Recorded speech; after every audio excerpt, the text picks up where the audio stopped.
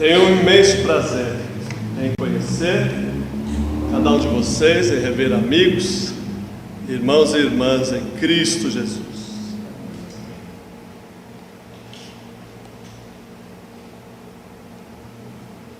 A nossa conversa será unilateral por enquanto, e as anotações de perguntas, de questionamento, nós faremos após o almoço, de forma que eu vou tomar a liberdade de falar e falar sobre presbiterato por meio de relacionamentos, que em grande medida serve também para liderança por meio de relacionamentos. A minha preocupação inicial no pastorado numa igreja de Santa Catarina era a formação de uma nova geração de líderes para as igrejas que viveram por muitos anos com a tarefa de formar os seus próprios líderes, porque os pastores eram quase que itinerantes. Havia na região litorânea e no Planalto de Santa Catarina, estou falando de Lages e o litoral próximo a Balneário Camboriú, que é uma cidade mais conhecida. Os pastores da geração anterior passavam esporadicamente para batizar, para ministrar a ceia, e não tinham o tempo necessário de convivência para formar uma liderança. E havia pessoas na liderança da igreja dedicadíssimas, inteligentes, capazes de fazer o que era necessário para que a igreja prosseguisse adiante. Mas uma geração que foi, como todos nós, envelhecendo. E logo no meu primeiro ano de ministério, essa demanda exigiu um foco especial sobre essa formação. E lá eu esbocei então os primeiros rabiscos do que seria posteriormente transformado pela IPI em um caderninho do projeto Natanael, e posteriormente neste livro que chama-se Presbiterato por meio de relacionamentos. Essa história da produção desse material tem relação direta com a nossa perspectiva de que são as necessidades de cada igreja, são as necessidades de cada rebanho que determinam em grande medida as características que os líderes precisam ter. Isto é, o conjunto de necessidades do contexto vai determinar quais são as principais ou aquelas características imprescindíveis, os dons, talentos, formação, aptidões que serão necessárias para dar conta das necessidades daquele rebanho. Eu digo isso porque as cartas do Novo Testamento, particularmente as cartas chamadas pastorais, as duas de Timóteo e a carta a Tito, mas não apenas as três pastorais, mas a primeira carta de Pedro e o próprio livro de Atos, e esparso nas cartas paulinas ou não, ou outras cartas joaninas, estão elementos que caracterizam uma liderança, particularmente a liderança do diácono, da diaconisa, do presbítero e da presbítera. Como o nosso assunto é presbiterato por meio de relacionamentos, eu vou me ater a este assunto de presbíteras e presbíteros, segundo a nossa perspectiva, que é criar, ou pelo menos apresentar, não criar, né, um quadro de referência bíblico para que possamos encaixar essas qualidades, qualificações exigidas pela igreja, pelo contexto, dentro de um quadro que tem apenas a função de ser didático, tem apenas a função de ser facilitador de uma aprendizagem para que a gente possa se localizar de forma pedagógica, né? ou pedagogicamente nas entrelinhas e no texto do Novo Testamento. O que me levou a ponderar que aquelas qualidades elencadas para os presbíteros e presbíteras nas cartas do Novo Testamento são qualidades circunstanciais e não dogmáticas. Isto é preciso ler as cartas, os indícios do Novo Testamento, dentro da realidade da igreja, para dizer que esta qualidade é imprescindível ou não. Por exemplo, a linguagem das listas de qualificações de Timóteo e Tito dizem que o presbítero seja marido de uma só mulher. A linguagem, neste caso masculina, é própria do contexto da carta. Na mesma carta recebida a Tito, nós encontraremos também a palavra presbíteras, e alguns argumentam que não é de fato uma designação de um cargo na igreja, mas é a designação apenas de pessoas. Então, ser marido de uma só mulher é uma qualidade imprescindível na vida de um presbítero para a situação das cartas pastorais? Sem dúvida. Mas como transportar essa linguagem para as nossas comunidades que ordenam presbíteras? Até a tradução que eu fiz desse texto, eu traduzi como: deve ser fiel à pessoa amada, tentando englobar essa questão de gênero, tanto homem quanto mulher. Mas por estarmos dentro de uma ampla discussão, e até uma discussão polêmica sobre a homossexualidade, algumas pessoas tiveram dificuldades de aceitar essa tradução que eu fiz, dizendo que abriria brechas para outras interpretações. Mas se vocês, e eu espero que vocês leiam o livro todo, vocês vão perceber que é uma questão que está dentro de um contexto de um livro, não está isolado, dentro de uma discussão mais ampla.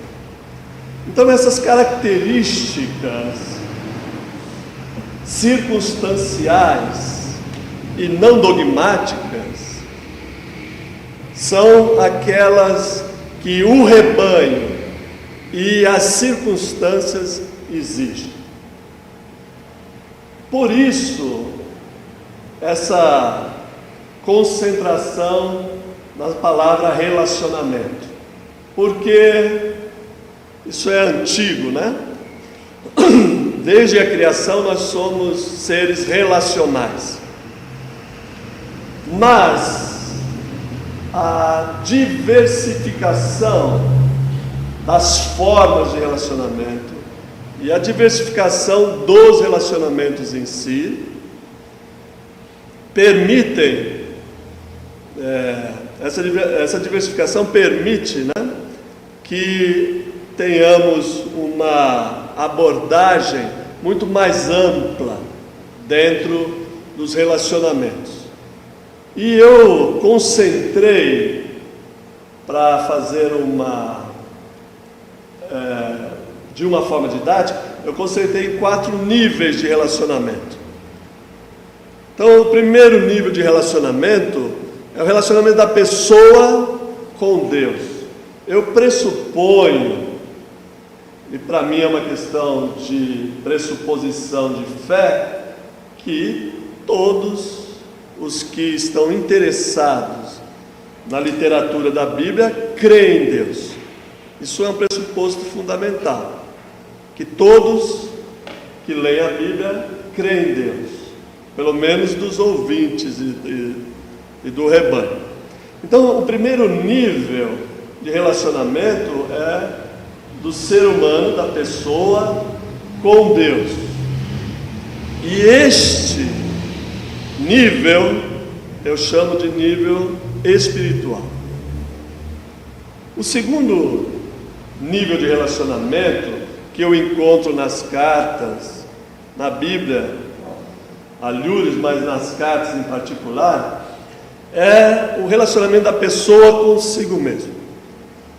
A pessoa ter um relacionamento consigo mesmo equilibrado, ter uma boa autoimagem, ter um bom autoconceito de si, ter uma vida pessoal de caráter, que eu vou indicar aqui, que seria o segundo nível de relacionamento. O terceiro nível de relacionamento é o relacionamento com a família. Eu encontro isso nas listas do Novo Testamento, quando se exige da liderança da igreja uma postura diante da família, se exige que o líder, o presbítero, a presbítera se relacione de forma adequada, correta e dedicada com a família. E o quarto nível está apenas colocado de forma, eu insisto, didática, não está em forma de prioridade, porque essas coisas não acontecem separadamente, acontecem tudo junto. O quarto nível é o nível de relacionamento com a comunidade, e a gente precisa sempre fazer essa ressalva, com a comunidade e cristã, vamos dizer, e com a comunidade não cristã, isso é, com a igreja e com a sociedade. Então nós temos em linha vertical relacionamento com Deus e comigo mesmo, e na horizontal relacionamento com a família e o relacionamento com a sociedade, que vão formando aqueles círculos concêntricos de quando você joga uma pedra na água, e os círculos vão se expandindo a partir do centro e vão ganhando proporções, vão se tornando cada vez maiores, isso é, mais abrangentes. Então, esses 4 níveis de relacionamento, o primeiro com Deus espiritual, o segundo consigo mesmo pessoal, o terceiro familiar e o quarto comunitário, formam um quadro de referência para fazer uma classificação das qualidades que os presbíteros e as presbíteras devem ter. Esse quadro de referência relacional é um quadro de referência que envolve a palavra da moda, né? Relacionamento. Então, em nosso mundo contemporâneo, as redes sociais se expandem e e se expandiram a partir da noção de que nós estamos a 6 graus de conexão com todas as pessoas do mundo.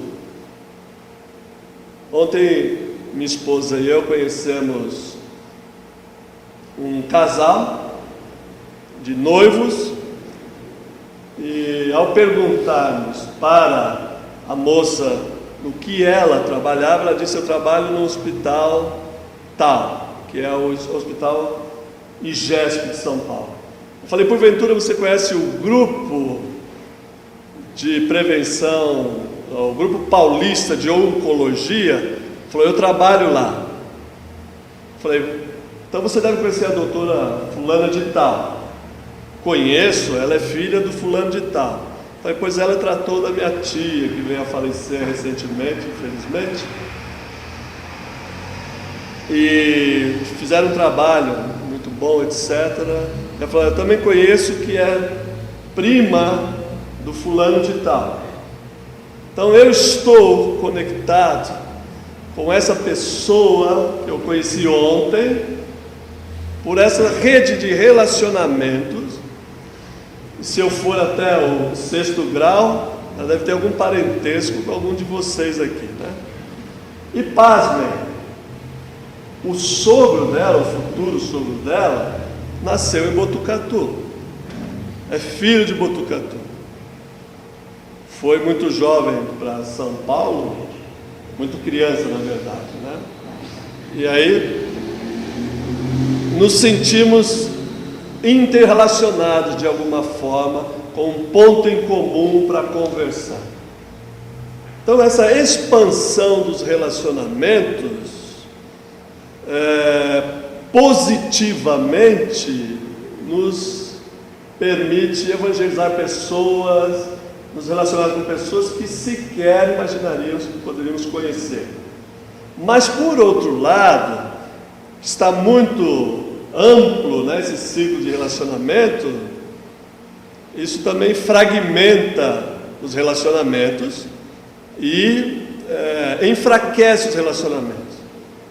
Do seu Facebook, quantas pessoas de fato você conhece da sua lista? Então, nós temos esse aspecto complementar, né, que Edgar Morin chama de complexo. Há um tempo nós temos relações com muita gente, relacionamentos, e ao mesmo tempo são relações às vezes tênues, fracas, com vínculos muito superficiais. Para não usar a terminologia teológica, eu diria que a essência da nossa fé, ou melhor, da expressão da nossa fé, é a comunidade. Nós chamamos de comunhão dos santos, de comunhão de pessoas que celebram a sua fé juntas, aos domingos pelo menos, que confessam, através até mesmo dos vitrais da igreja, um mesmo Deus, uma mesma fé, uma mesma crença. Então, na igreja, nós temos um relacionamento, ou melhor, um nível de relacionamento que deveria, né, idealmente, ser muito mais próximo do que nós temos em geral com a sociedade, com outras pessoas. Então, essa ideia básica de que a liderança da igreja se estabelece a partir das necessidades da igreja e se concretiza nos relacionamentos, gera pontos de tensão e de comunhão. O que eu quero dizer com isso? Eu quero dizer que quando a igreja escolhe você para representá-la, ela tem expectativas, e essas expectativas são baseadas em circunstâncias concretas, Quem nunca ouviu dizer, nós precisamos de um presbítero ou de uma presbítera que fale isso lá dentro do conselho, né? Ou que defenda tal ideia, ou que levante tal bandeira. As pessoas estão encharcadas de expectativas, e eu quero crer todas elas muito positivas, em relação ao ministério, ao colocar sobre os seus ombros a responsabilidade de representá-los. E uma vez colocado, isso é, atribuído o poder, que é o nosso sistema, né, representativo, uma vez que ela delega a você uma carta, uma procuração de representatividade, ela espera que as necessidades que ela tem sejam supridas, sejam satisfeitas. Por isso, os relacionamentos têm necessidades que devem ser satisfeitas. Eu enumero uma série de necessidades que eu classifico em dois grupos: as necessidades pessoais e as necessidades interpessoais. As necessidades pessoais são aquelas necessidades que nós mesmos e somente nós podemos satisfazer. E as necessidades interpessoais são aquelas necessidades que outros podem satisfazer por nós ou conosco. Então, das necessidades das pessoas em relação à sua liderança, à sua comunidade, à comunhão, essa lista não está por ordem de prioridade, mas certamente obedecem a um critério que para um pode ser prioridade, para outro pode estar em segundo lugar. E também eu não vou relatar todas elas aqui, mas algumas para vocês terem uma ideia do que eu estou falando. Uma das necessidades fundamentais, eu aplico apenas à nossa comunidade, é a necessidade que a pessoa, o ser humano, tem de pertença. O sujeito tem necessidade de pertencer a um grupo que o acolha, um grupo que o receba em seu meio, para que ele tenha a noção de pertença. A ruptura ocorrida no livro de Gênesis com a serpente é justamente a ruptura de pertença. A terra, os animais, as pessoas se pertencem mutuamente. Gênesis 2 diz que Deus trouxe, do pó da terra o homem. Verso 19 diz que Deus criou os animais do pó da terra e que as árvores do mesmo pó da terra brotaram, Então nós temos um conjunto. A serpente desestrutura essa noção de pertença. Aí o homem diz, quando Deus pergunta o que ele fez, ele diz: a mulher tu me deste, comeu do fruto e me deu. Era carne da minha carne, osso dos meus ossos, agora é a mulher. Quando se pergunta à mulher o que ela fez, ela diz: foi a serpente que me enganou. Aquela ideia de comunhão com os animais, do Adão dando nome aos animais, é a quebra fundamental de pertença. E o homem com a terra: você comerá o pão de cada dia com o suor do teu rosto, da terra terá que trabalhar a terra, voltar à terra porque és pó e ao pó voltará. E em seguida, eles são expulsos do paraíso. É uma ruptura de pertença. Para onde a gente, afinal de contas, quer voltar? A gente quer voltar para o Éden, não é? A nossa luta é para voltar para o paraíso, porque é o lugar que originalmente pertencemos. E dentro da comunidade humana, nós nos sentimos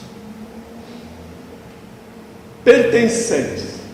É aquela ideia dos conjuntos, eu nem me lembro mais disso, né? Da matemática, né? O conjunto contém, está contido, pertence a, pertence B. Eu não sei como é que funciona isso, mas eu sei que a gente quer voltar para o útero, né? Usando uma linguagem aqui diferente da teológica, a gente quer voltar para o útero do jardim do Éden, para o paraíso, porque nos sentimos não pertencentes a este mundo. Isso é, nós estamos em desconformidade com essa realidade que aí se apresenta desde a expulsão do paraíso. Então é fundamental que este acolhimento, essa pertença esteja muito claro, não apenas arrolando a pessoa no hall de membros, no livro de atas do conselho, mas fazendo a pessoa sentir que ela de fato pertence à comunidade, com as suas dores e com os seus prazeres, com as suas obrigações e com os seus direitos. Uma outra necessidade, e essa palavra está em voga também, é a necessidade de conexão. As pessoas necessitam de conexão, ou de sentirem-se conectadas uma à outra. Já ouviu falar da palavra panelinha?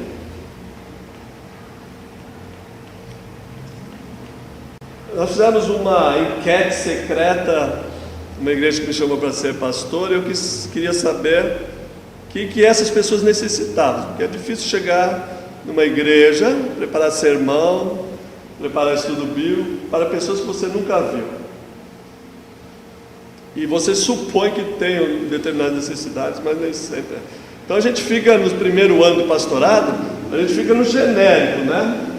Nas necessidades humanas que todo mundo tem, nas dores, né, etc. Mas, e era anônima a pesquisa, então as pessoas tiveram liberdade, e apareceu mais de uma vez que seja pastor de toda a igreja e não das panelinhas.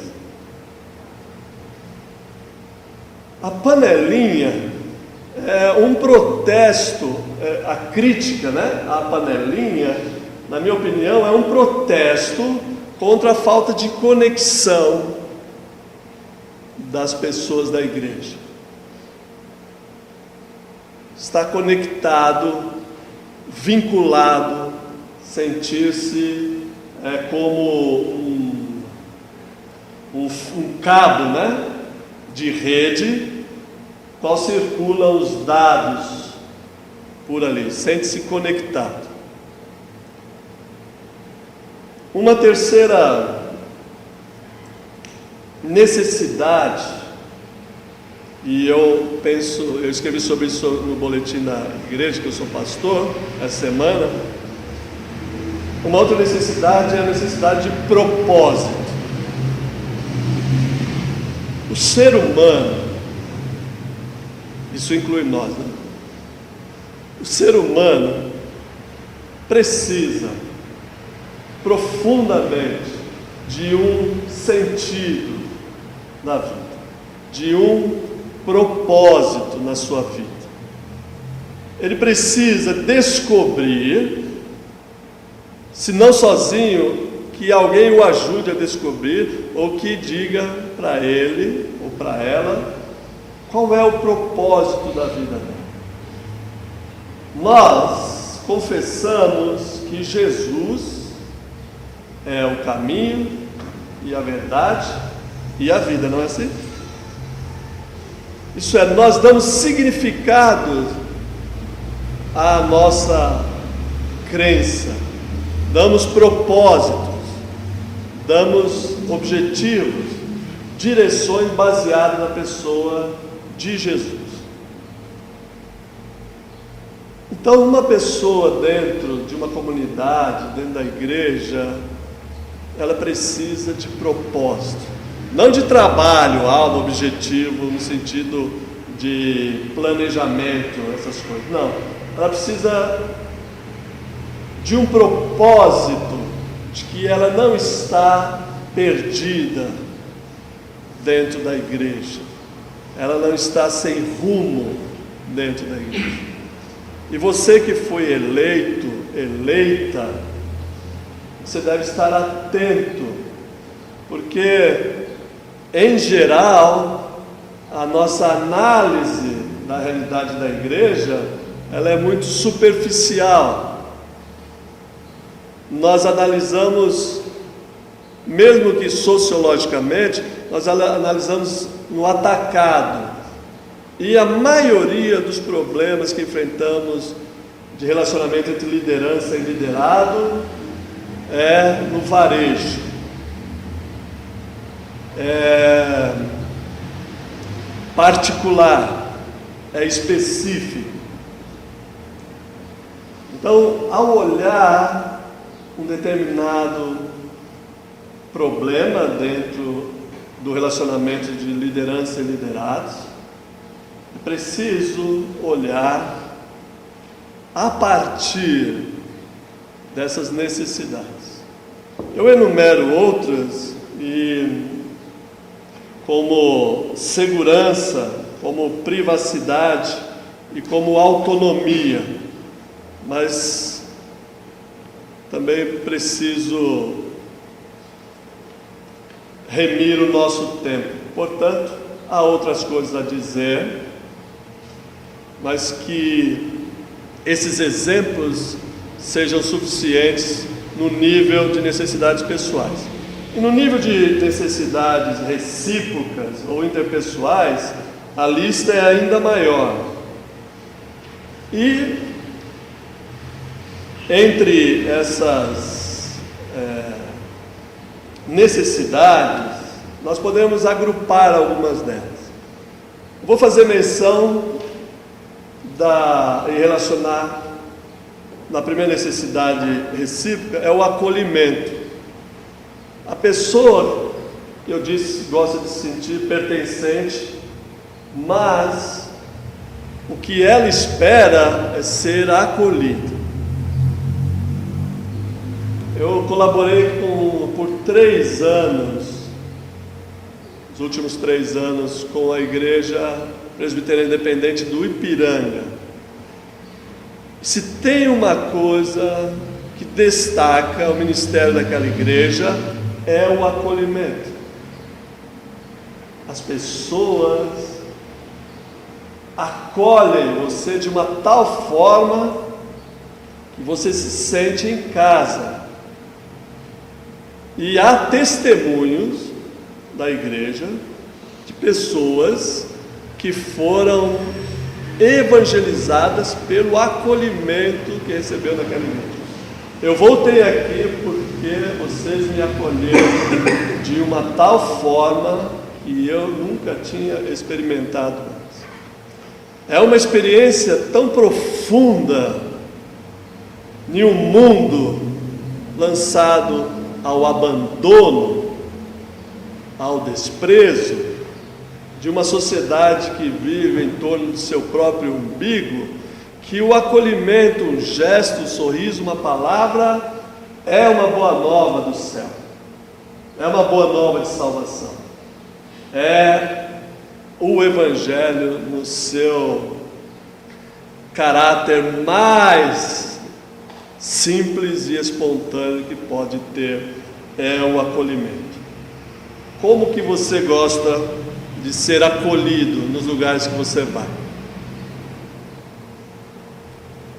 Se é no banco e você é um cliente preferencial, tem aquela fila enorme de pessoas, mas você tem o privilégio de ser acolhido por causa do seu saldo bancário, eu imagino, ou do seu suposto saldo bancário, né? Você é acolhido de uma forma diferenciada. Há agências específicas no nosso sistema bancário para atender pessoas que alcançaram o privilégio do acolhimento pagando. Bom, nós que não temos dinheiro, temos que usar o sorriso, estender a mão, palavra carinhosa, porque é uma necessidade de todos nós.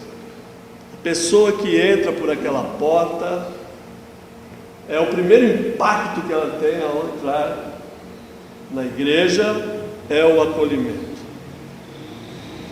Outra necessidade ligada ao acolhimento é a afetividade. A afetividade é algo que se constrói. As pessoas são afetivas porque aprenderam a ser afetuosas, não porque nasceram assim. Eu pertenço a uma família de descendentes de italiano que falam alto, gesticulam, falam bastante impropério às vezes, né? São muito duros. A gente foi criado assim, com os tios, as tias. Mas uma coisa que nós aprendemos, todos, os sobrinhos, os filhos, abraçar e beijar. A gente estendia a mão. Naquele tempo os tios eram maiores, né? Parecia que a gente era pequeno, né? Os tios enormes assim. A gente estendia a mão, eles puxavam a gente assim, aqueles bração, né? Beijavam a gente. Minha mãe particularmente dizia que a gente tinha que pedir bênção, né? A bênção, né? Meus tios nunca deram a bênção desse jeito, mas sempre revelava aquela afetuosidade com um abraço e um beijo. O Renato, companheiro de ministério, foi meu aluno, né? E eles se estranhavam quando chegava lá no primeiro ano, eu abraçava e beijava eles, né? Todos, indistintamente. Uns faziam assim, outros já eram mais afetuosos, né? E nós temos uma geração de egressos daquela escola muito afetuosa. Minha esposa fica observando meus colegas, né? E a gente se abraça, se beija, se dá a mão, fala que se ama, essas coisas boas, né? Da vida. Mas foi criado, foram 4 anos junto, pelo menos, com eles. No futebol a gente batia também, né? Dava uns pontapés, né? Mas sempre com essa construção da afetividade, né? Porque para um pastor, uma pastora, para um presbítero, uma presbítera, é fundamental que ele saiba se relacionar afetivamente com as pessoas. Porque se não souber, ele pode ser um carrancudo ou pode se envolver tanto afetivamente que acaba confundindo sentimentos e criando maiores dificuldades e problemas pela confusão até de papéis. Então, essa afetividade, afetuosidade é uma coisa que vai se construindo devagar.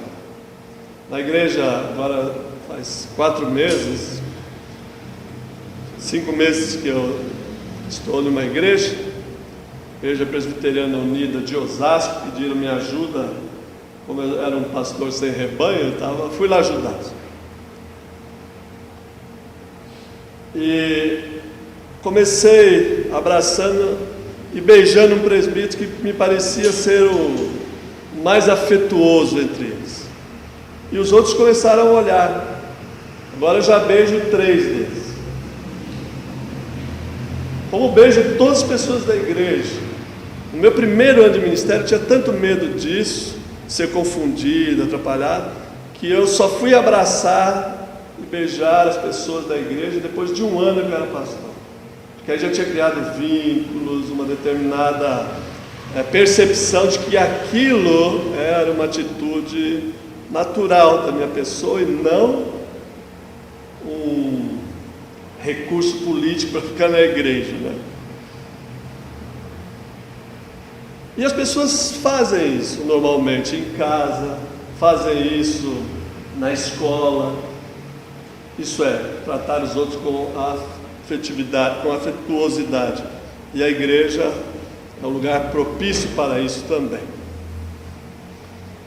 As pessoas precisam de atenção. Aí eu vou juntar atenção, apoio e conforto.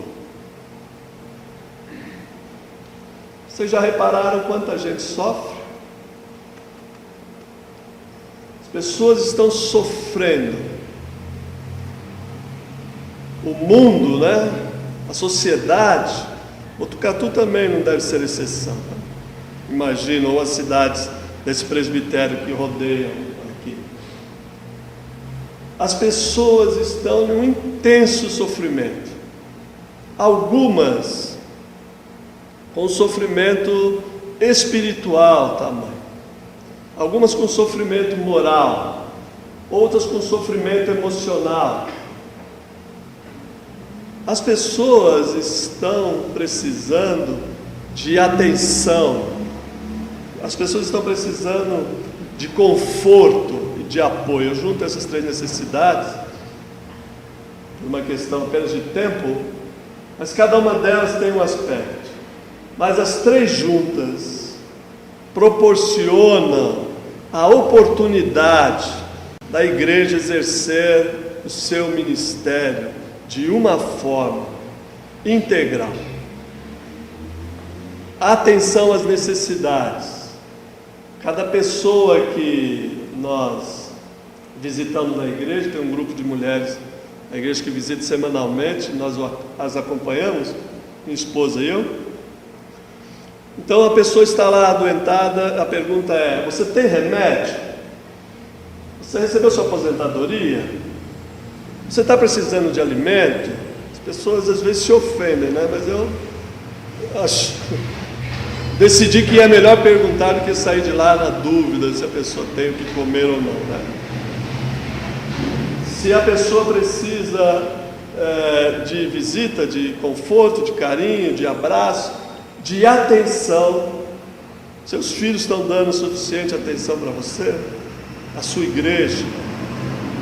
Então a oportunidade de dar esse suporte, esse conforto.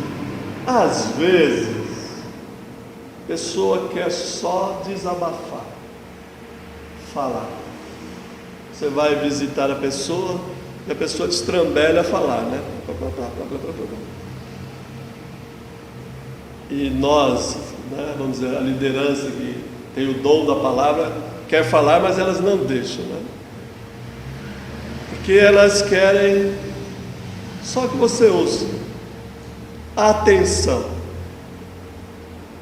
que elas não têm. Dentro da igreja é assim também. Apreciação, aprovação, incentivo, respeito e outras necessidades primárias do ser humano. Quem não gosta de ser elogiado? Bom-estar, né? Bem-estar, servo bom e fiel. Um elogio, apreciação, né? Mesmo que a pessoa às vezes acabe não fazendo o esperado, ou fazendo pela metade, ou fazendo mal feito. A palavra apreciação, aprendi isso sendo professor. A apreciação é do processo e não do resultado. O resultado final é de linha de produção. A febre, né, do ISO 9000, a qualidade isso é um processo de linha de produção. O ser humano se avalia o processo. Como que você avalia se o seu filho aprendeu a fazer arroz bem? Se o arroz está duro ou está no ponto, se está ao dente ou está mole? Não. Mas se ele misturou os ingredientes necessários. Quem acertou fazer arroz de primeira aqui? Bom, quem fez arroz, né? Que eu estou pela cara de vocês, alguns nunca fizeram nem arroz, né? Tem a mulher, tem a filha, tem a nora, né? E assim os marmanjos vão se aproveitando da boa vida, né? Bom, mas isso é uma renda também para as meninas hoje, não posso falar isso só dos meninos, né? Este processo merece apreciação. Uma vez eu dei nota 11 para uma aluna minha de filosofia. Eu lecionava filosofia para primeiro grau, aqueles pré-adolescente até adolescente, entre 10 e 13 anos. A menina fez um trabalho tão bem feito que eu dei nota 11, o máximo era 10. E me perguntaram como é que eu ia lançar isso no boletim. Eu falei, vocês dão um jeito, porque o processo de aprendizagem dessa menina foi espetacular, ela está acima daquilo que eu considero 10, então nota 11. E uma outra vez, eu dei nota 1 para um aluno meu que copiou, mandei ele fazer um trabalho sobre o trabalho, sobre a dimensão do trabalho humano. E ele copiou uma encíclica papal, Labora et não sei o que lá. E na avaliação, eu falei, ó, só pelo trabalho que você teve de achar essa encíclica, você merece nota 1, né? O critério seria reprová-lo por plágio, por colar e copiar. Mas em tudo é preciso apreciar o processo. Como que ele chegou aqui lá?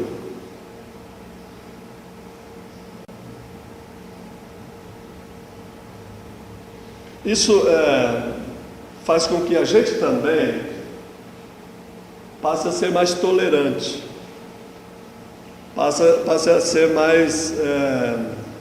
menos exigente com a gente mesmo. A aprovação, as pessoas precisam ouvir uma palavra de aprovação. As pessoas brincam, né, com a escola dominical, fazem muita piada sobre a escola dominical, e alguns dizem que é a escola que nunca forma ninguém. A pessoa fica 40 anos na escola dominical e não se forma em nada. Essa é a ideia produtivista, né, que você precisa ter uma educação que gere resultados, tem um produto final acabado, né? A juventude hoje olha para os bilionários da informática e pelo menos 5 deles largaram a universidade para ganhar dinheiro, né? Preferiram ganhar dinheiro do que ser doutor.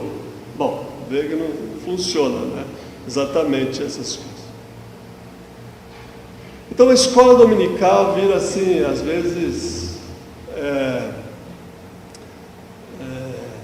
piada, né? Vira motivo de chacota, de brincadeiras assim. E essa de que a escola dominical não forma ninguém é uma avaliação distorcida, né? Porque nós formamos, ou como igreja, caráter. Como que você mede o caráter de uma pessoa? Como você sabe se o seu filho que você formou durante 20 anos, entrando no mercado de trabalho com 24 anos, vamos arredondar para 25, como você sabe que ele é honesto? Porque isso você ensinou, ele não ensinou?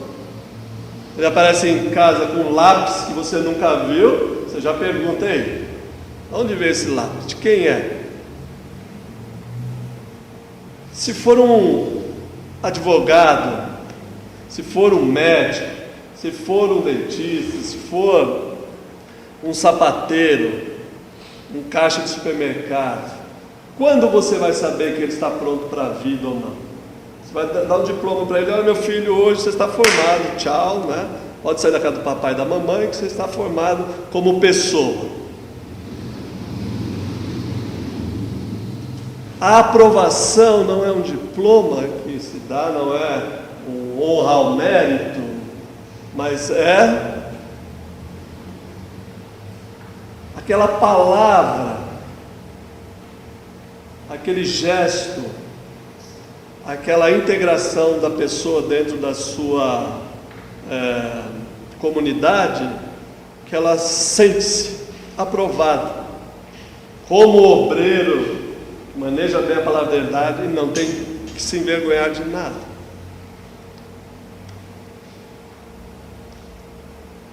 O incentivo vai na mesma linha. Nesta primeira parte,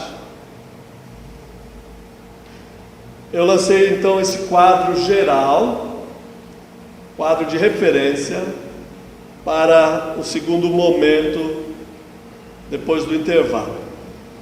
Em primeiro lugar, liderança nasce das necessidades de uma comunidade. Vocês são a expressão do desejo, das expectativas, dos sonhos de uma igreja.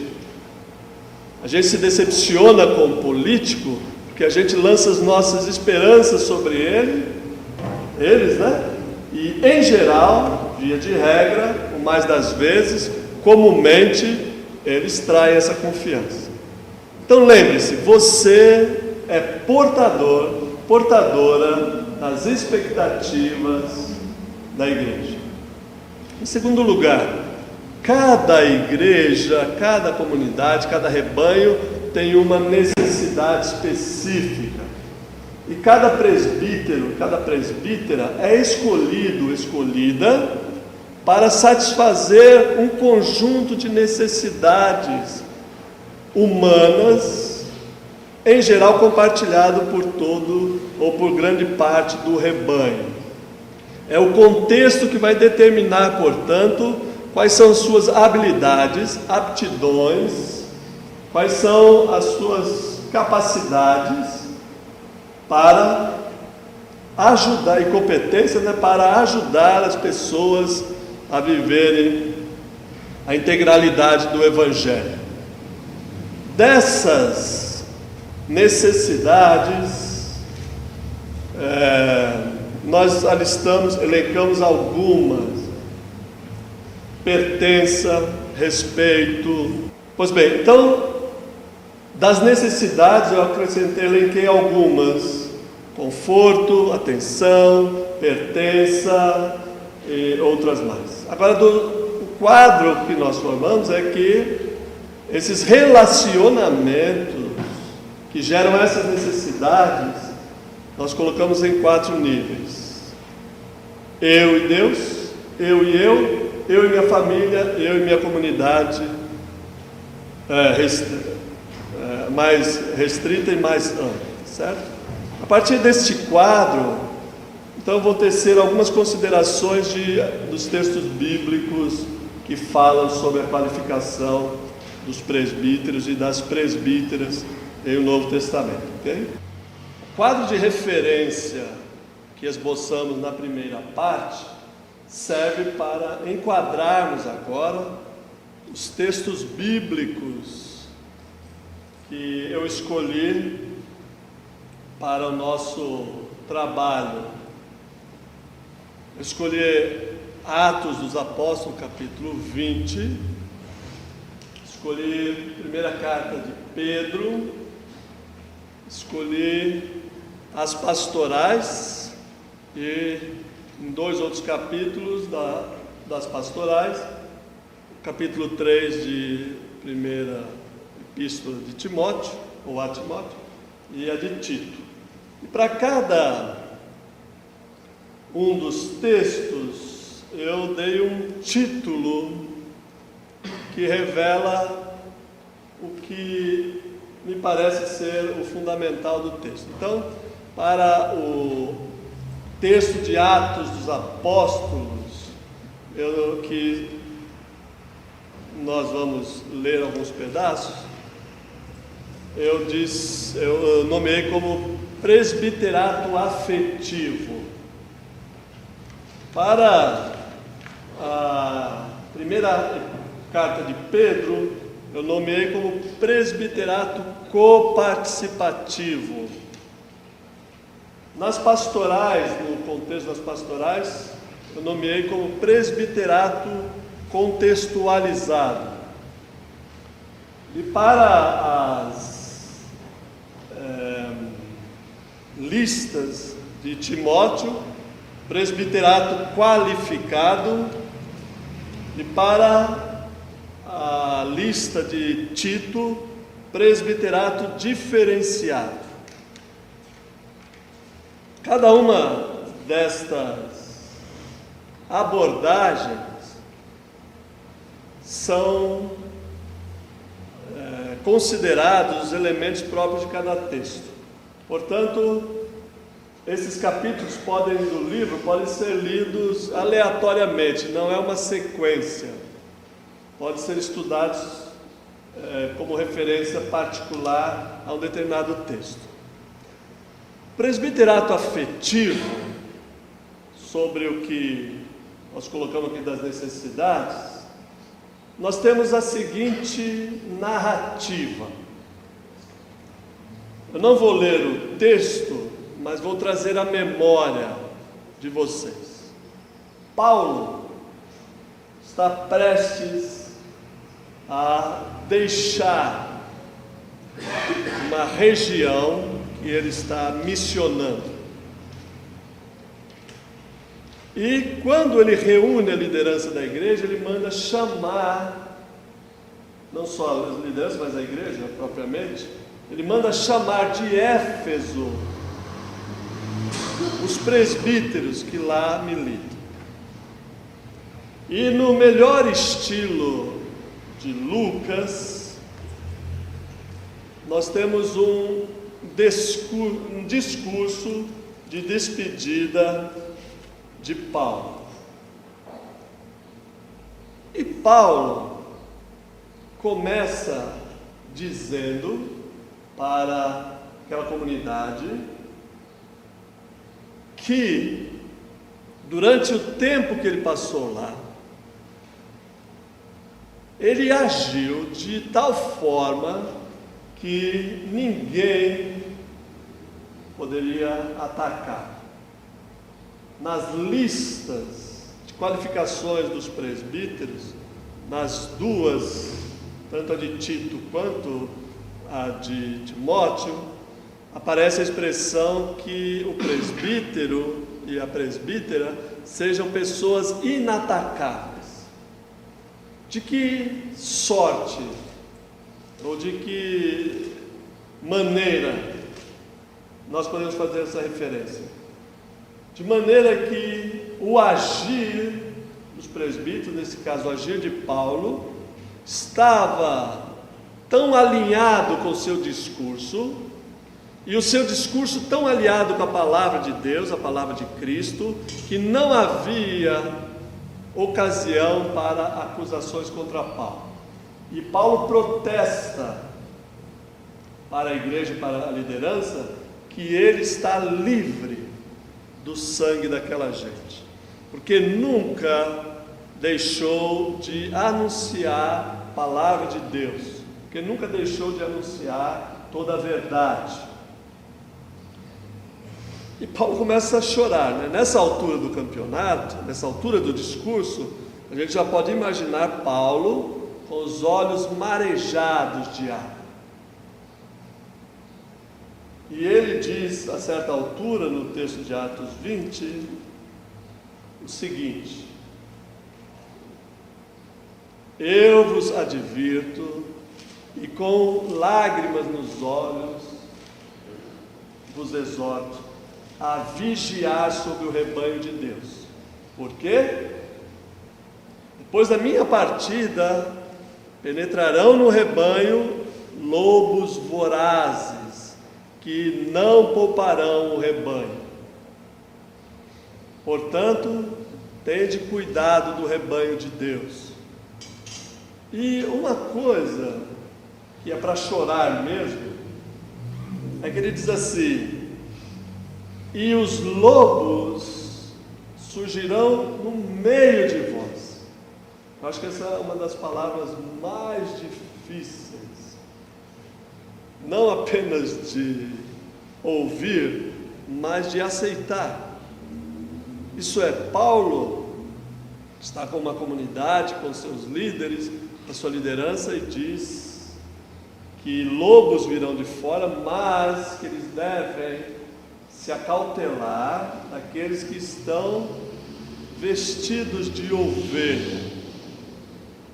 Então, nesse discurso, Paulo, eu destaco alguns elementos, para depois tratar então da afetividade do final do texto. Em primeiro lugar, Paulo se relaciona com Deus não apenas de forma pessoal e íntima, aquela devoção pessoal, aquela devoção cristã, aquela espiritualidade sadia e saudável, diária, de oração, de meditação, etc., mas em cumprir os propósitos de Deus. O seu relacionamento com Deus é mediado pela palavra encarnada. Paulo, consciente ou não, está construindo o Novo Testamento, está escrevendo a palavra de Deus.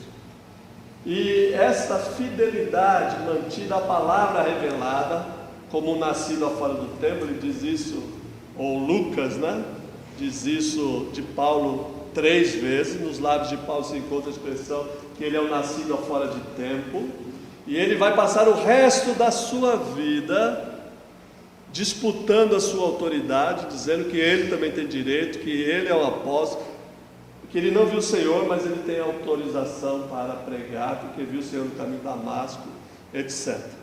Esse relacionamento é um relacionamento com Deus, é um relacionamento que o habilita a resolver problemas pessoais que ele trazia do judaísmo. Paulo é daqueles líderes, que destemidos, exemplares, mas que brigam por uma boa causa, Vê Paulo se pegando com Pedro por causa da circuncisão, vê Paulo depois se pegando com o grande amigo dele, como é que é o nome dele? Paulo Barnabé? Não, ele acaba. Quem vai para Antioquia, na igreja de Antioquia, ele vai para o lado. Pode ajudar? Oi? João Marcos, ele tinha. João Marcos não era da estatura deles assim, Não, ele briga com. Tinha que ler, Paulo vai. Por causa de João Marcos ele briga, Mas não é com João Marcos, É com Barnabé, que tinha ajudado ele, exatamente. Cada um vai por um lado. Então essa liderança marcante aí de Paulo, que chega a se confrontar com as pessoas, provém certamente, aí não sou psicólogo para ficar analisando a vida de Paulo, mas na carta aos Gálatas, por exemplo, em outras cartas ele diz: olha, eu era o melhor dos judeus, né?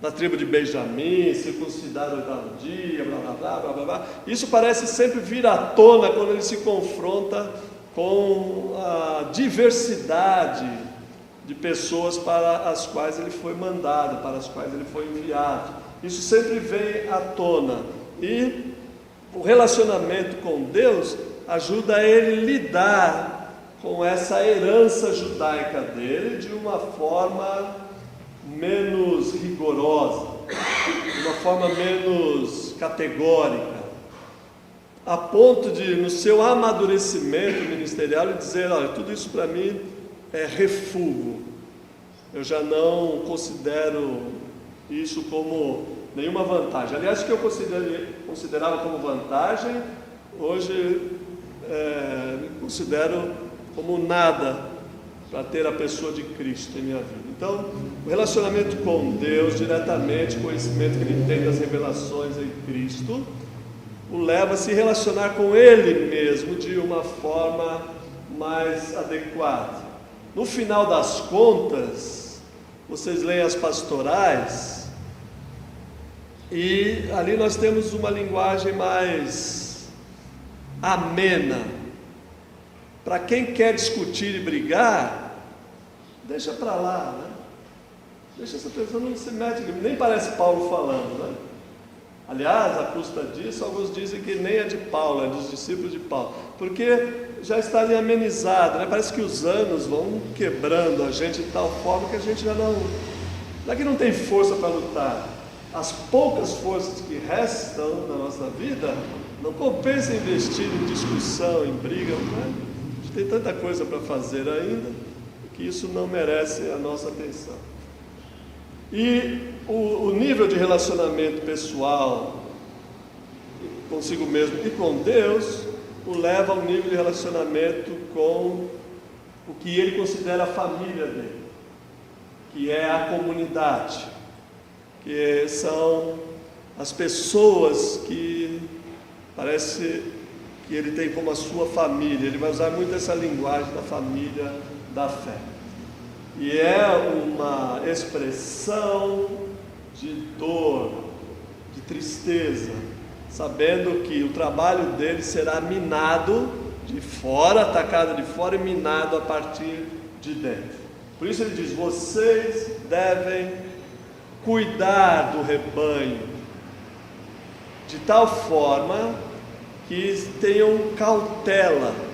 É mais ou menos, eu fico imaginando o que Paulo está querendo dizer nessa expressão: cuidar do rebanho de Deus e vigiar sobre vós mesmo, é ver se um de vocês não vai se tornar esse lobo aí, né? Porque o poder, por menor que seja, em qualquer nível, nos corrompe tão profundamente que às vezes viramos ditadores, pequenos ditadores, né? Gente que acaba minando o rebanho de Deus a partir de dentro. E essa preocupação de Paulo em afirmar que a igreja e os seus líderes devem ter um cuidado com o outro, leva ao desfecho que aparece no capítulo 20, que nós estamos considerando, a partir do verso 36, eu vou ler. Tendo dito essas coisas, isso é o discurso anterior, ajoelhando-se, orou com todos eles. Então houve grande pranto entre todos, e abraçando afetuosamente a Paulo, o beijavam, entristecidos especialmente pela palavra que ele dissera, que não mais veria o seu rosto, e o acompanharam até o navio. Essa expressão dessa liderança de Paulo em gestos de cuidado e de sentimentos que afloram, particularmente na sua despedida, mostra essa liderança de Paulo, essa liderança afetuosa, esse cuidado que Paulo tinha com os seus liderados, com a sua igreja, com aqueles que lhe eram colocados por Deus, né, pelo Evangelho, sob os seus cuidados. Então, a gente nota aqui um amor profundo e recíproco desse presbiterato afetivo de Paulo. A tradução do Almeida, e a maioria, não todos, mas a maioria das traduções, traduz o abraçando afetuosamente. Mas a força dessa palavra é atirando-se ao pescoço do Paulo. Eles abraçavam ele, que quase sufocavam. Sabe aquele abraço de urso? É o abraço de urso. Eles tinham assim uma paixão tão profunda, respeito pela liderança paulina, né, de Paulo, que eles se atiravam no pescoço dele, entristecido pelas palavras que ele tinha dito, claro, entre nós há lobos, mas entristecido mais ainda porque diz: eu não volto mais. É mais ou menos o que acontece no capítulo 9 do Evangelho de Lucas. Lucas tem essa predileção em fazer despedidas. No capítulo 9 do Evangelho de Lucas, ele diz, né, narrando as palavras de Jesus, diz: agora eu vou para Jerusalém resolutamente. É uma narrativa do evangelista, e Jesus resolutamente decidiu subir para Jerusalém, ponto final. No Evangelho de Lucas, Jesus vai uma vez só para Jerusalém para morrer. E também repete isso com Paulo. Agora, na despedida de Paulo, é a última vez. Ele vai e vai ser encarcerado, vai ser feito prisioneiro em Roma e não volta mais para essas regiões. Então, essa afetividade que aflora nesses momentos de despedida, de quase homenagem, vamos dizer assim, fazem da exortação de Paulo aí uma condição, se não que ocupe primeiro lugar na lista, mas como uma condição importante na vida de qualquer líder: se relacionar afetivamente, afetuosamente com as pessoas, de tal forma que elas queiram nos ver, sintam saudades, tenham desejo de conviver com a liderança da igreja e não se afastar dessa liderança por qualquer motivo.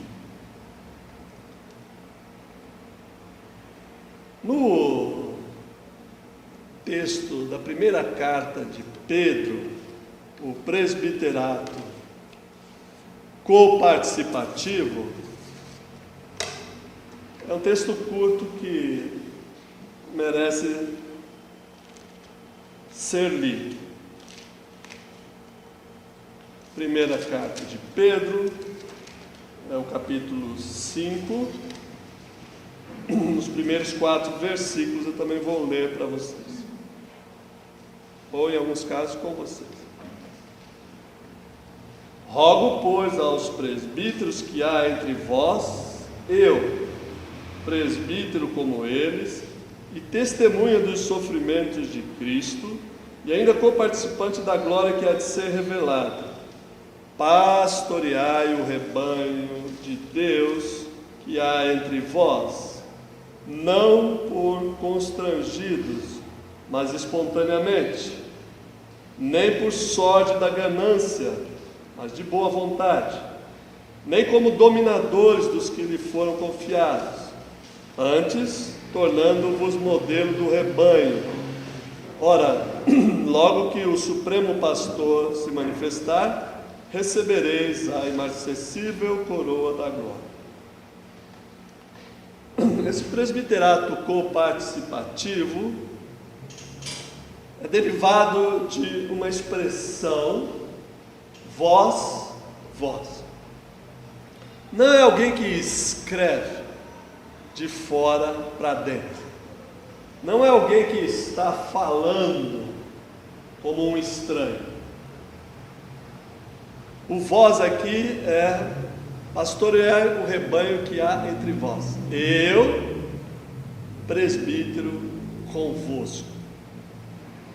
Há uma exortação de cooperação. Qual é o contexto dessa carta? Eu descrevo em detalhes no livro. 3 aspectos eu destaco. Em primeiro lugar, é que a carta de Pedro, ela está respirando um ambiente de conflitos e perseguição. Há, de alguma forma, uma comunidade que precisa manter-se fiel aos princípios, porque o sofrimento que a cerca está fazendo com que algumas pessoas ou revidem a mesma moeda ou abandonem a fé. É clássico o texto que fala: se sofreis por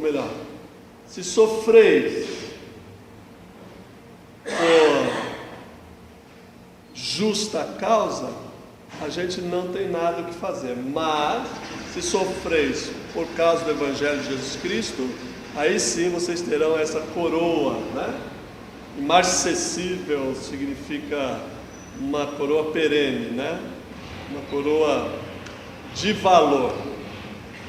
Então, o primeiro aspecto que faz com que essa liderança surja é o aspecto do sofrimento. É preciso pessoas que pastoreiem o rebanho de Deus. Pastorear não é tarefa só do pastor, vocês sabem disso. Agora, a palavra pastor e pastorear é de fato fazer com que o rebanho esteja cuidado, é alimentar, é conduzir as águas de descanso, as águas tranquilas, aos pastos verdejantes. É a mesma expressão, usada, obviamente que em outra língua, no Antigo Testamento. Aquele cuidado que se deve ter com o rebanho. A segunda realidade dessa carta é que há muita gente nova na fé. A carta dá sinais de que as pessoas estão crendo no Evangelho, estão crendo no nome de Jesus e precisam ser discipuladas, precisam ser apacentadas, precisam ser formadas. Por isso a exortação do presbítero aos presbíteros da mesma estatura, de que eles devem pastorear o rebanho não como constrangidos, mas de boa vontade. Eles devem exercer o presbiterato de forma que a espontaneidade seja a marca que os novatos, a gente chama de neófitos, né? Os catecumenandos, vamos fazer assim, os catecúmenos, né? Possam ver e distinguir essa marca nessas pessoas. Há ainda também um sentido de urgência.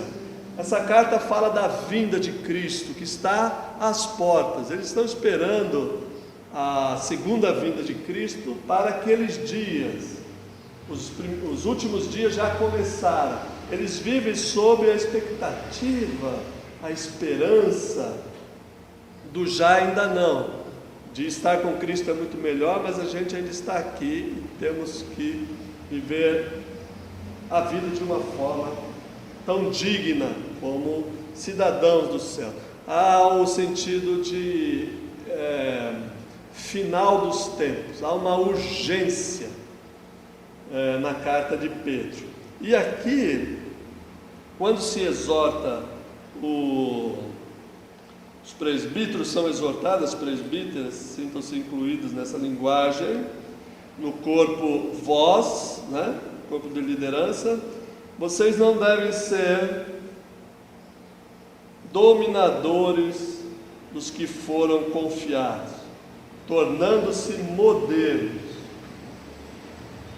E logo que o Supremo Pastor se manifestar, aí vocês receberão a recompensa. Então, é um presbiterato coparticipativo, isso é, participa nos sofrimentos, participa na expectativa da volta de Jesus, participa da formação dessas novas pessoas, participa de outras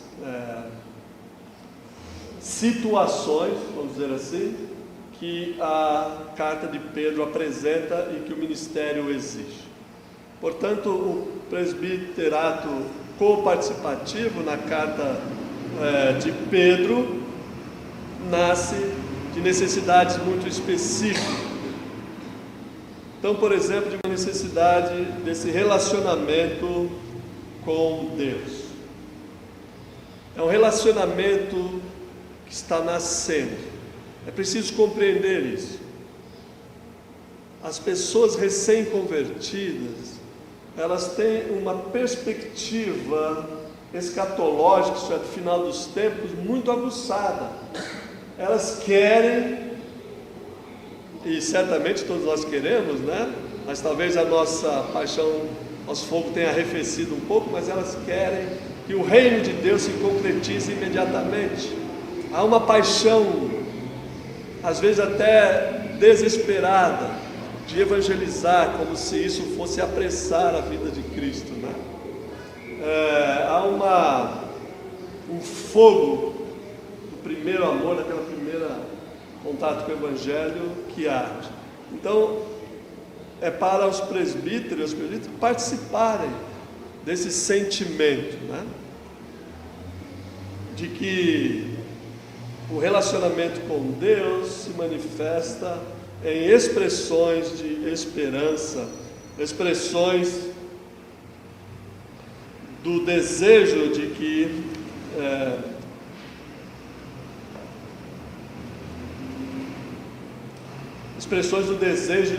venha o teu reino, pois todos esperam a mesma coisa.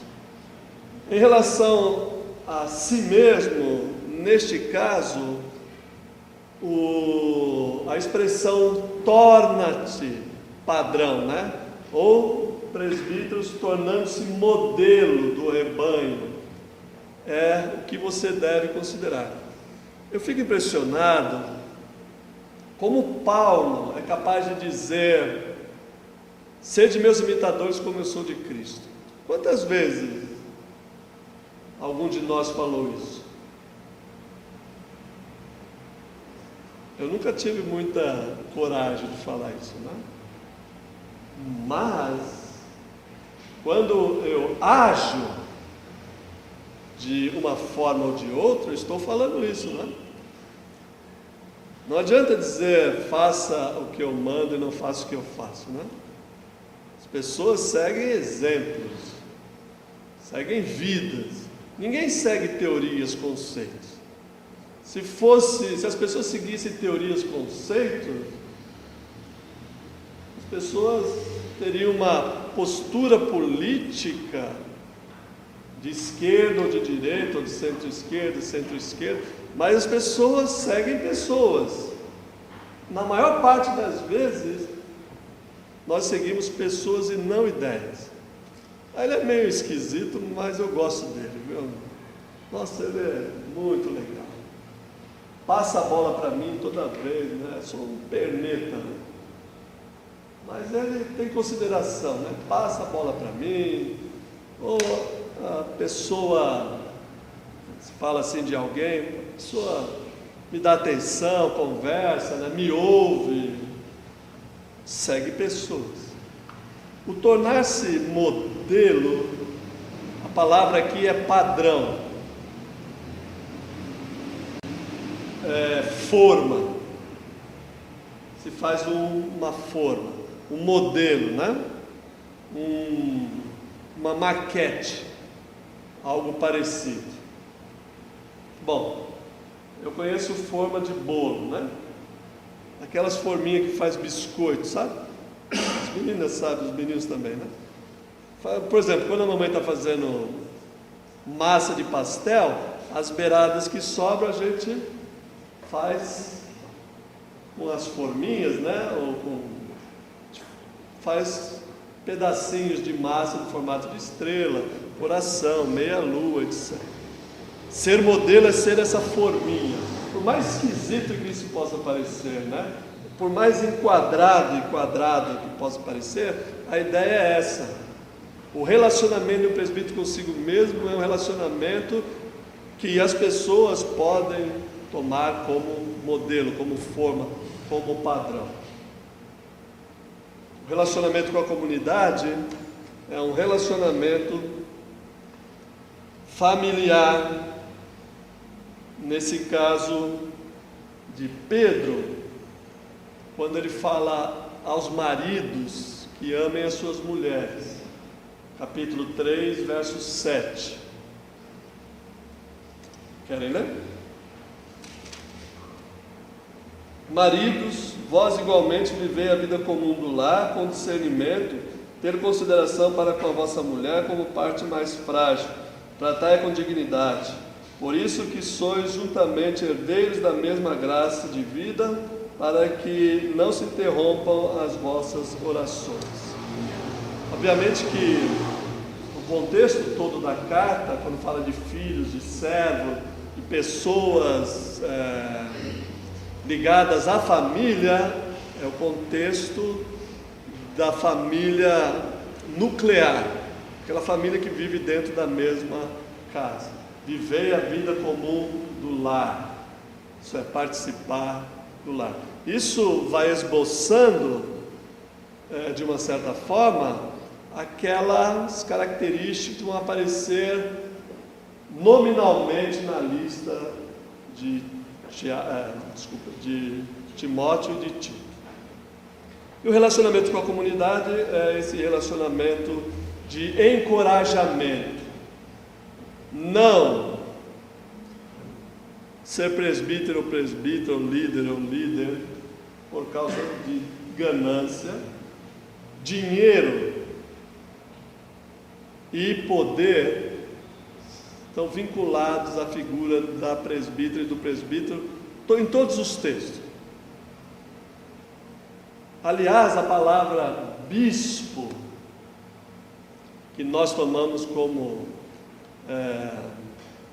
sinônimo de presbítero e presbítera, tanto na confissão de fé quanto na Constituição da IPI, nós tomamos a palavra bispo como sinônimo de presbítero, não é isso?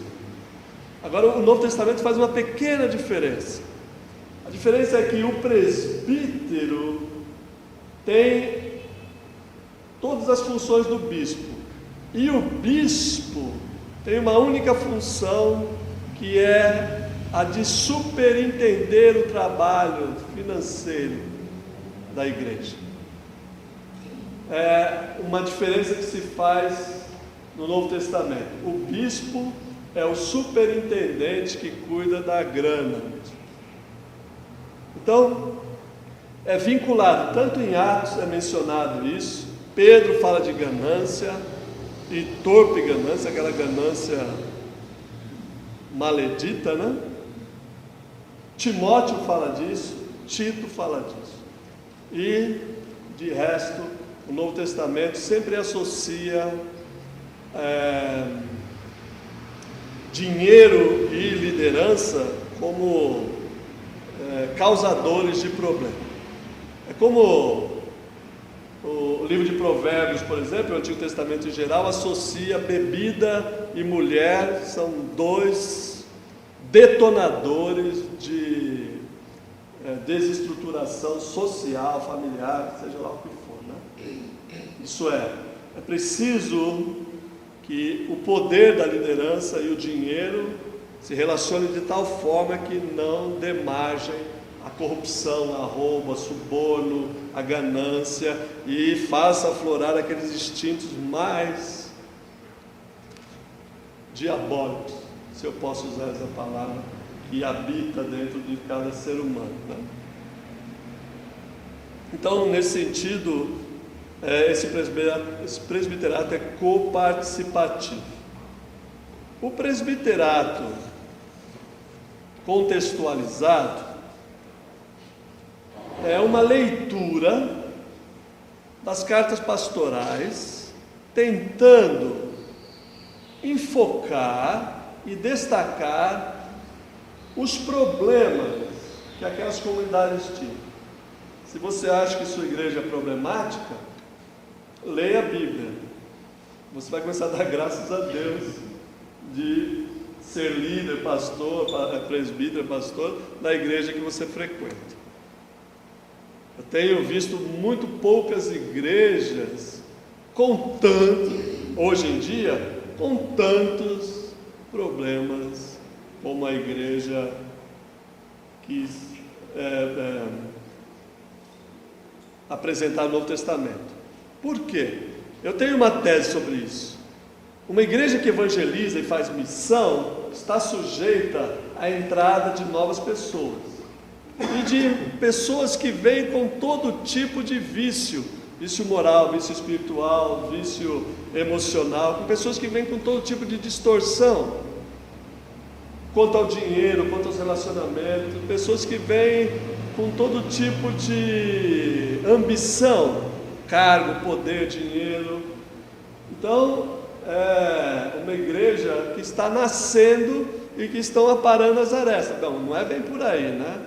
Agora nós estamos na luz e assim por diante, né? Como as nossas igrejas são constituídas na maioria de crentes nascidos na igreja há muitos anos, os problemas tendem a ser minimizados e colocados dentro de uma esfera mais particular, eu acho. Mas as cartas pastorais apresentam problemas de falatório, diz que diz, fofoca, problema de gente ensinando o que não deve, de gente ensinando por motivação equivocada, como por dinheiro, de pessoas exercendo ministério nas casas, cativando mulherzinhas. Aqui é depreciativo mesmo o texto, não sou eu, tá vendo? É o texto, estou me defendendo aqui. Está dizendo assim, sobrecarregadas daquelas noções ainda equivocadas, pessoas que estão interessadas em sua genealogia, em fábulas, enfim, uma série de dificuldades, de problemas que requerem que o presbítero e a presbítera sejam alinhados, escolhidos segundo as qualificações para fazer frente a esses problemas. Vocês vão ler, e eu espero ter outras oportunidades de conversar com vocês um pouquinho mais à tarde também. Mas vocês vão perceber que tanto a lista de qualificações dos presbíteros e das presbíteras de 1 Timóteo e de Tito são 15, eu classifiquei com 15 cada uma, pode variar, mas 15 itens, e eles se tocam e se cruzam em determinadas qualidades, outras não, mas ambas as listas são pautadas na resolução dos problemas daquelas comunidades. E as cartas pastorais têm um problema de raiz, de origem, que na minha opinião ainda é a origem de muitos males: a falta de educação cristã consistente, séria. Tem gente ensinando o que não deve, tem gente falando o que não foi autorizado, tem gente torcendo a Bíblia do jeito que elas querem para satisfazer o ouvido dos outros, para satisfazer o seu ego inflado, para satisfazer as demandas de um determinado grupo que a gente chama de panelinha, né? Os de Apolos, de Paulo, de Cefas, de tal forma que a maior, principal qualificação do presbítero e uma presbítera nesse contexto é ser apto para ensinar. No contexto das cartas, é preciso ter gente que sabe ensinar. Não só que saiba falar bem, saiba falar com propriedade, mas saiba o que falar. Tenha conteúdo. E não é um conteúdo qualquer, é uma palavra de Deus específica para aquelas situações. Então, o presbiterato contextualizado, o qualificado e o diferenciado, que são essas três abordagens das cartas pastorais de Timóteo e de Tito, tem um fundamento na realidade dessas próprias cartas e necessidades. Eu fecho essa segunda parte dizendo, como forma de resumo, a igreja nos escolhe como seus líderes e suas líderes para que nós as conduzamos nos caminhos de Deus. Elas não esperam nada mais, nada menos do que isso. As expectativas da igreja em relação à nossa liderança são expectativas altas. Por isso, tem muita gente frustrada e desiludida. E revelam as suas necessidades. E as suas necessidades revelam as deficiências das áreas que precisamos atender. E na descrição do presbiterato do Novo Testamento, essa exigência que nós devemos atender é conduzir o rebanho na palavra de Deus. E isso, meus irmãos e minhas irmãs, se faz com um talento precioso, que é o ensino, a capacidade de viver uma vida didática e pedagógica, que as pessoas olhem para nós como modelos do rebanho, que as pessoas olhem para nós e a gente não precise falar palavras.